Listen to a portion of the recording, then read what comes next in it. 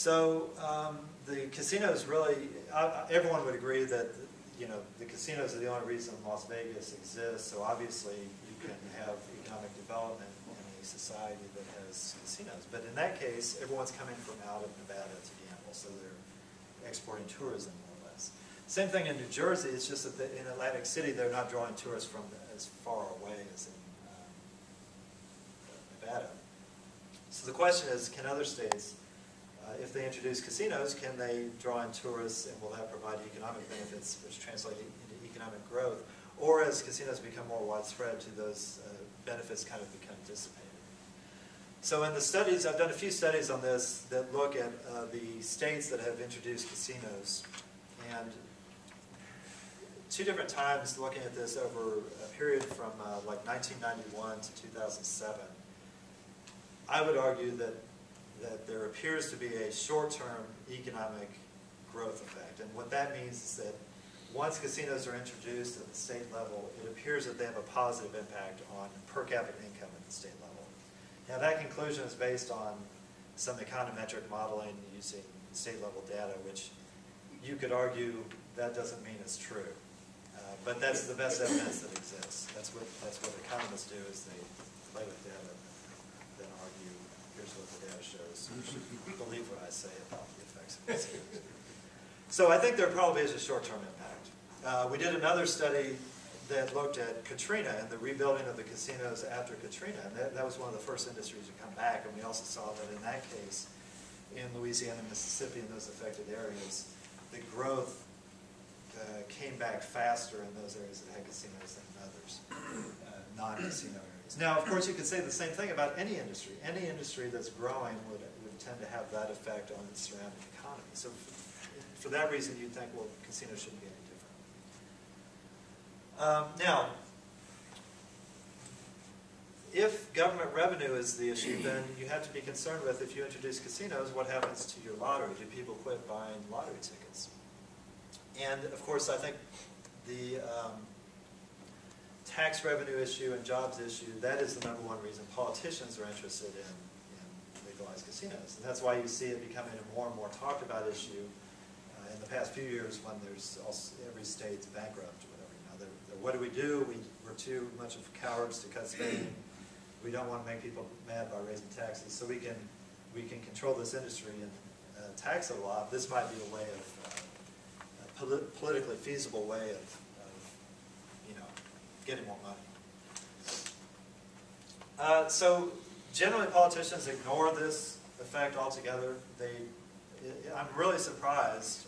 I was hoping kind of when I chose this research topic that I get a lot more consulting work than I've actually gotten, because why wouldn't the politicians want to know what the likely effects are or what tax rates they should set? But it turns out they just do it randomly. So it was a good idea to pick an area where it's an important expanding industry where policy will be changing, but it turns out they don't care. Anyway, what we found in a paper where we did study this again at the state level, looking at what is the relationship between lotteries, casinos, horse racing, dog racing, and then we also had in there tribal casinos, but that wasn't measured in revenues, it was measured in square footage. Because you can't actually get the revenues from tribal casinos, but if you know how big the casinos are, or how many square feet there are, it gives you an idea of how much revenue they're making. Based on that analysis, we find that substitutes, lottery and casinos are substitutes. So if you do introduce casinos, you are going to have a negative impact on your state lottery. And horse and dog racing are substitutes. That one makes sense.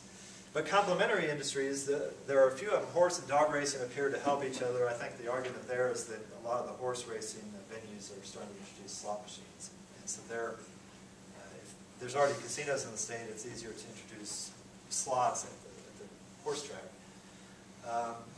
Lottery and dog racing, I have no idea why lottery and racing would be complementary unless the same type of people like those types of bets. But the research, we don't have good monetary estimates. In other words, we can't say if the casino industry does X billion dollars of business, there's going to be this much loss lottery. What we do know is that there appears to be this positive or negative relationship among those. Now that's an important question because then the tax rate that you set for casinos should be an important question. Because it's fine if you're losing lottery revenue if you're taxing casino revenue at 70% and people bet $1 at the casino instead of $1 on the lottery ticket, then you make more tax revenue. But no one's addressed this issue. And as I mentioned, I don't know that the politicians really care. Or maybe they already know the answer. I don't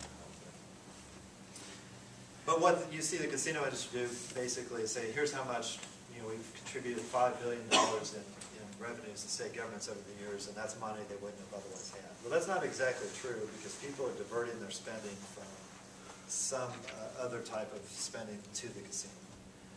I would argue they still probably do on net increase tax revenue because that's on average, it's a very high tax rate that casinos are paying. But no one's really studied this issue, so there's a lot that's unknown there. Now, an odd thing, and again, this last point, we just got this paper published. It's actually coming out this month, which appears to show that casinos have a negative impact on state tax revenues.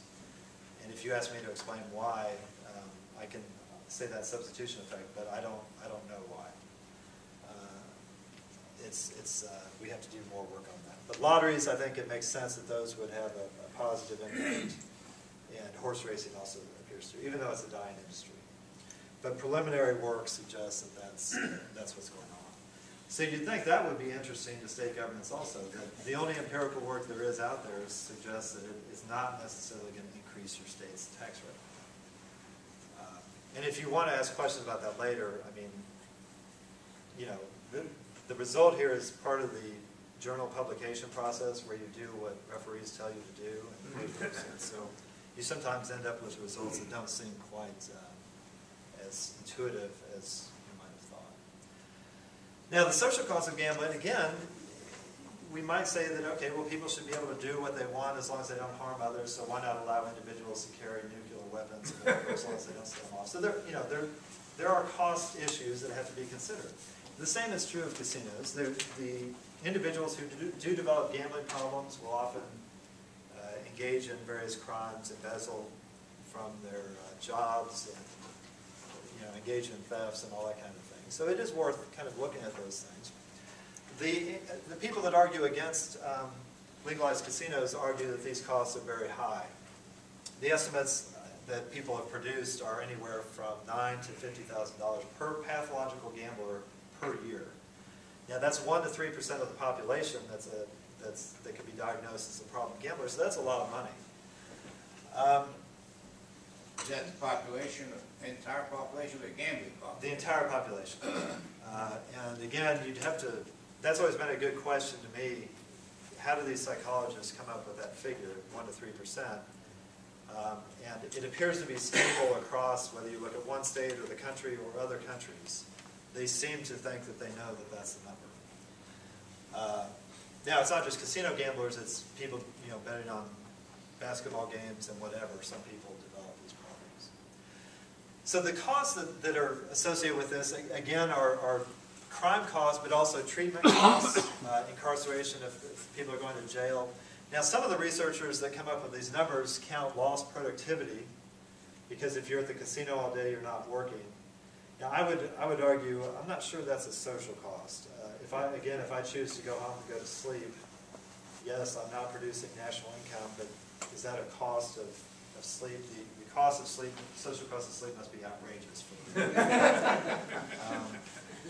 Bad debts. Now, as an economist, I look at that as a transfer. If you loan me $1,000 and I don't pay you back, I gained, you lost. There's no net change in wealth.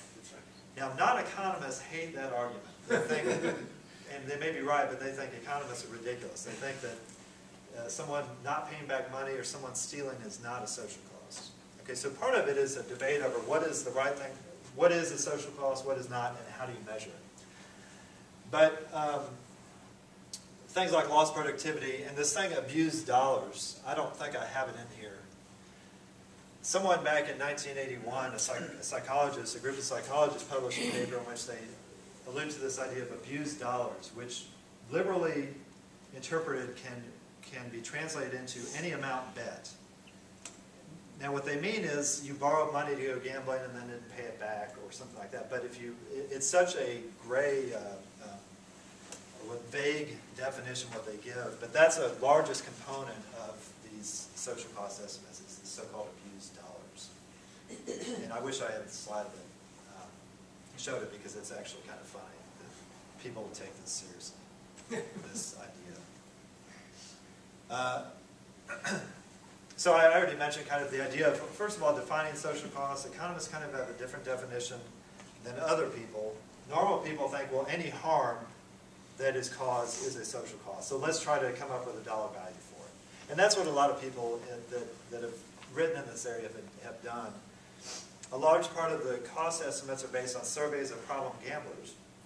But even the psychologists have shown that if you ask a problem gambler, okay, how much did you lose gambling, or how much did you steal to gamble last year?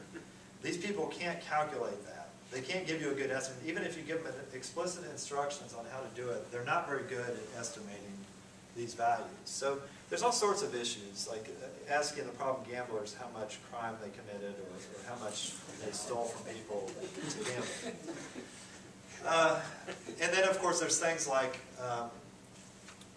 various just completely arbitrary components of social costs. One kind of entertaining example, I'm almost done, so I'll go ahead and give this example. It had to do with South Carolina. There was a couple people that wrote some papers back when the BLTs, that debate was going on.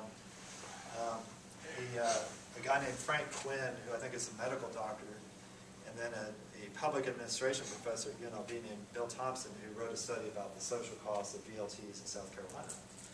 And one of the costs that they identified was something like $146 million a year, because the machines were not produced in South Carolina, so the money was leaving the state. And that's a social cost, because there's less money in the state.